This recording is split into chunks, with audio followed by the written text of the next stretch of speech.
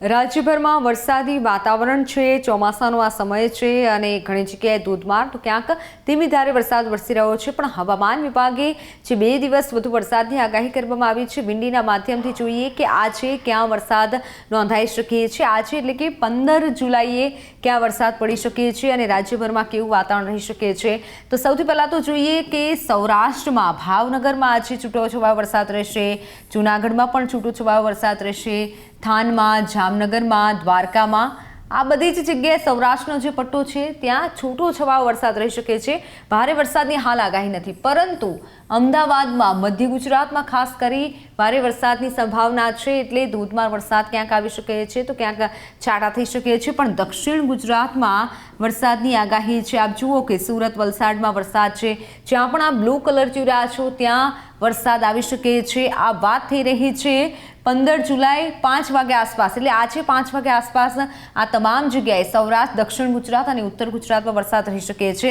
હવે આપણે આગળ વાત કરીએ કે આગળ ક્યાં વરસાદ થઈ શકે છે। તો આપ જુઓ કે આજના દિવસે વાત કરીએ રાતની 7-8 વાગ્યા આસપાસ ક્યાં વરસાદ રહી શકે છે। તો અમદાવાદમાં તો ક્યાંક વરસાદ થવાનો જ છે, પરંતુ સાથે સાથે ભાવનગરવાસીઓ જરા સાવધાની રાખજો, કારણ કે આજે ભાવનગરમાં પણ વરસાદ રહેશે। વલસાડમાં પણ વધુ વરસાદ થઈ શકે છે।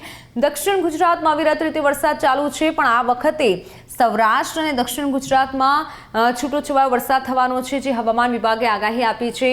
અને સાથે જ ઉત્તર ગુજરાતની વાત કરીએ તો ઉત્તર ગુજરાતમાં પણ ક્યાંક છૂટોછવાયો વરસાદ આપ જુઓ કે ત્યાં થવાનો છે।